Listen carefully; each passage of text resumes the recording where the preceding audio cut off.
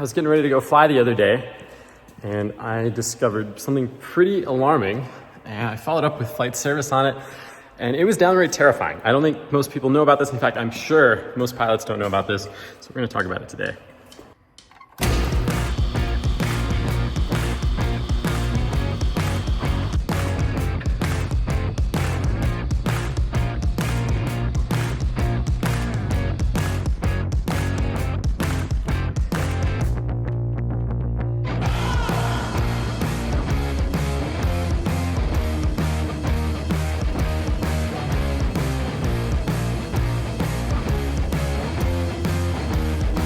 But first I gotta head to Bozeman and do some flight instruction for the week.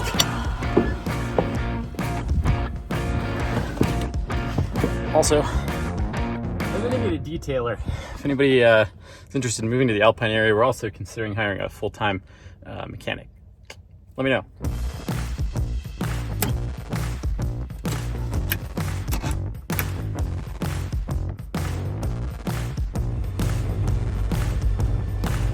Alpine traffic, Kansas, back taxiing runway 31, Alpine. Good, lights on, control check. Okay, oil temps in the green. Do a run up here as we taxi down to the end.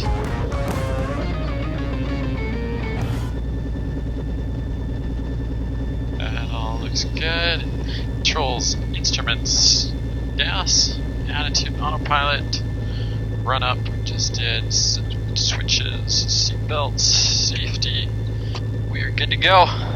Let's go fly, you guys. God, this map is beautiful.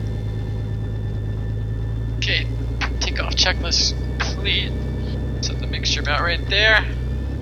And here we go, he's in the throttle. Into the governing range, go full throttle. Fuel flow looks good, everything's in the green. Airspeed's alive. It's a nice cold day here and we're not too heavy. It's 50 knots, basically be our abort point.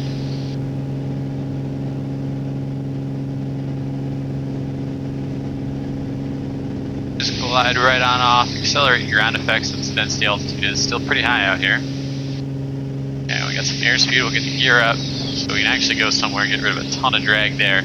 I have a lot more power available than power required. And climb on out. Okay, so we're going to accelerate to about 110 knots. We'll climb out at that. So this is a good pitch attitude. It's giving us some climb and a little gradual acceleration to about 110. It's probably about what we're trimmed for. And everything else continues to look good. But yeah, if you guys didn't know, I'm an ATP, CFI, CFII. We do a bunch of instruction in the L39s out here. We do upset recovery, type training, pretty much anything you can imagine. And out here, you know, the beautiful scenery of western Wyoming, Idaho, Utah. Come on out, do some of that. But today I'm headed up to Bozeman and doing some instruction in a customer's airplane.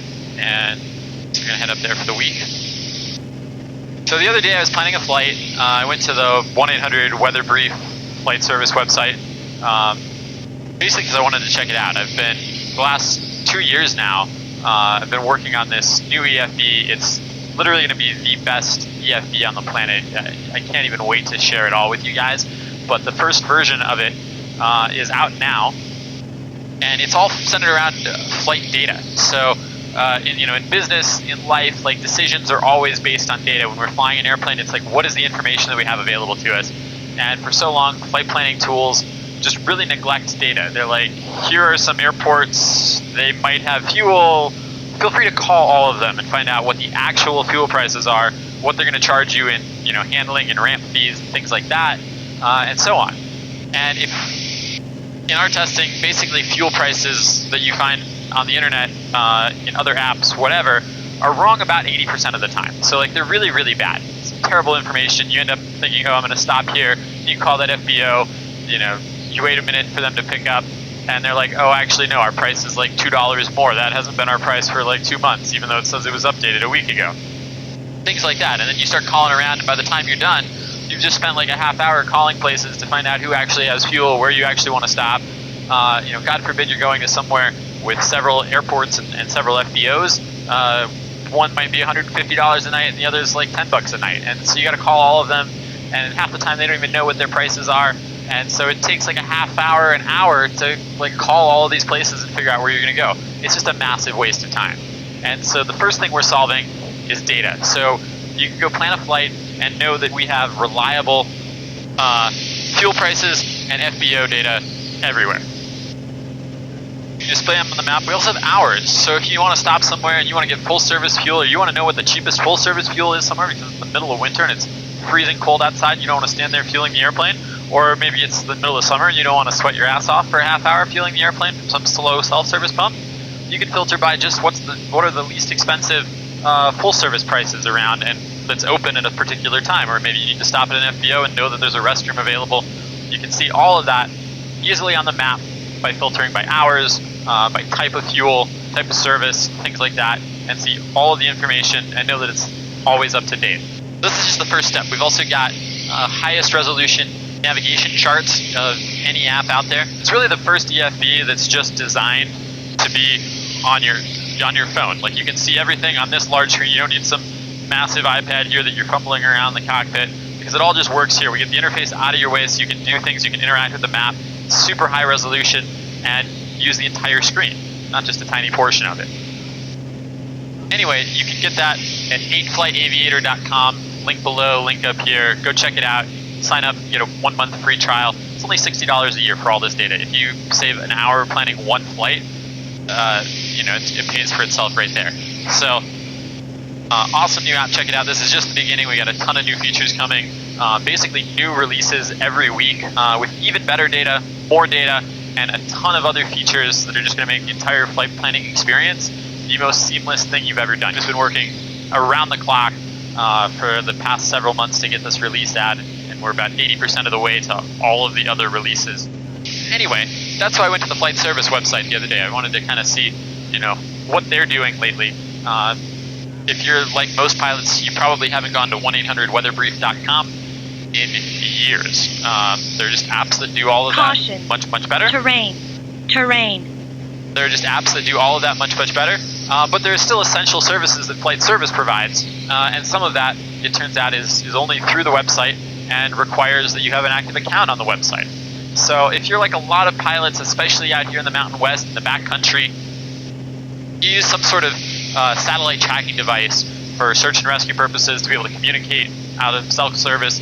Being out here like today on this flight to Bozeman, there's no radar coverage most of the way. We can't even talk to ATC over here below about 10,000 feet.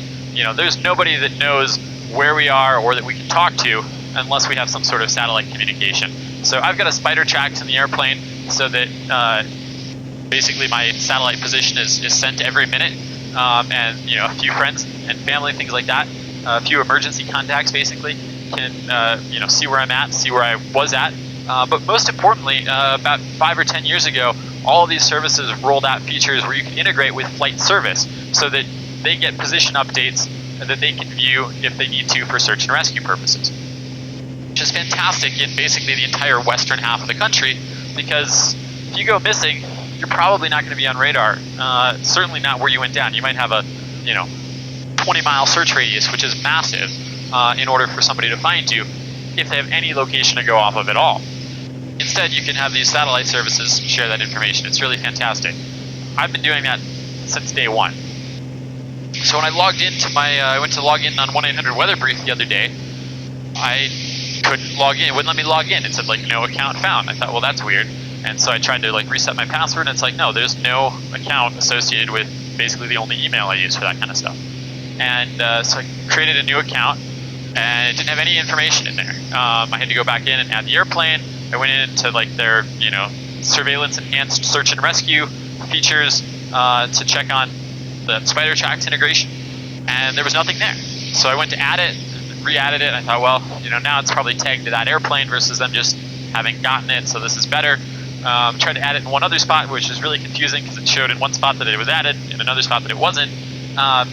And there it wouldn't let me add it because I just added it there. And so I thought, well, that's weird. I shouldn't have been able to add it in that other place if it was already registered or something.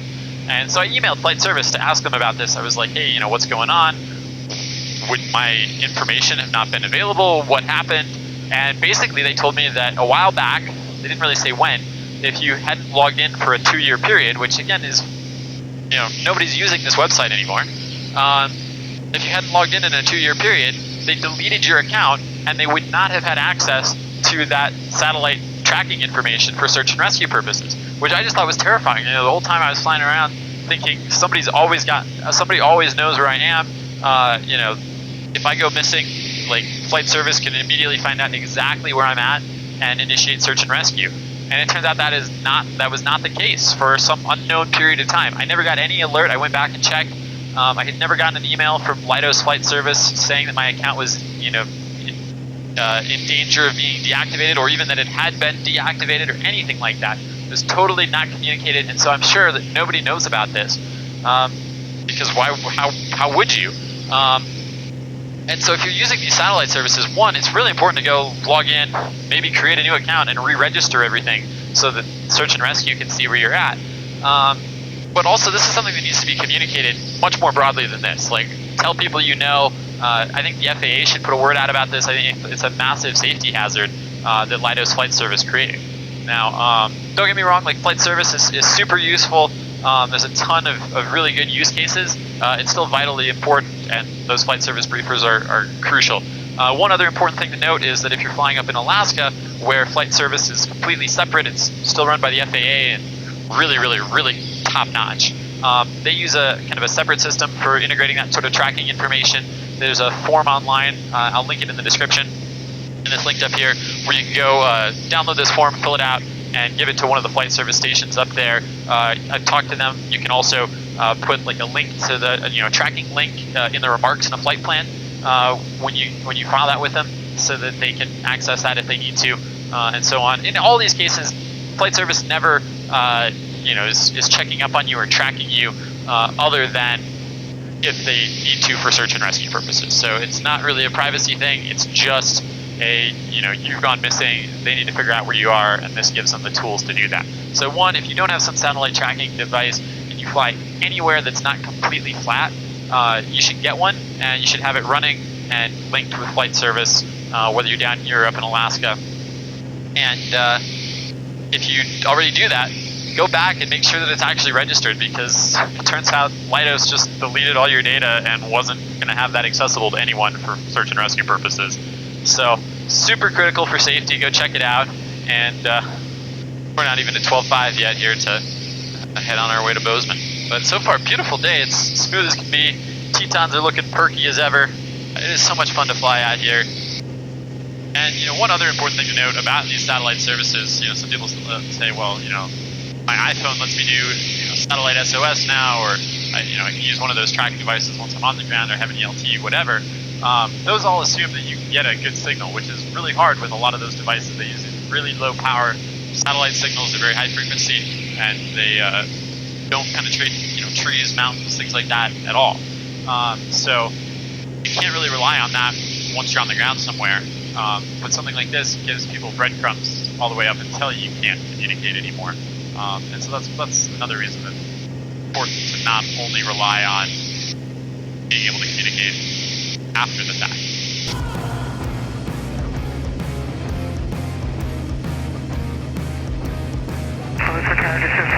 This time 2055 Zulu, wind 24018, gust 29 up, visibility 10 miles, current condition clear. Temperature 160.-5, altimeter 2985. Vermont peak wind 25029, time 2034 Zulu. In 7 Hotel Papa, you can just continue that turn for the left base, runway 30, number 2, clear to land. Number 2, clear to land. Yes, 17 Bozeman Tower, hold short of runway 30 for landing traffic. Holding short of 30.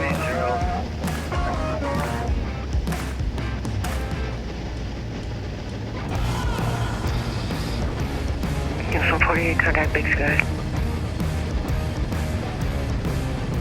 Got that Big Sky, Yellowstone 48.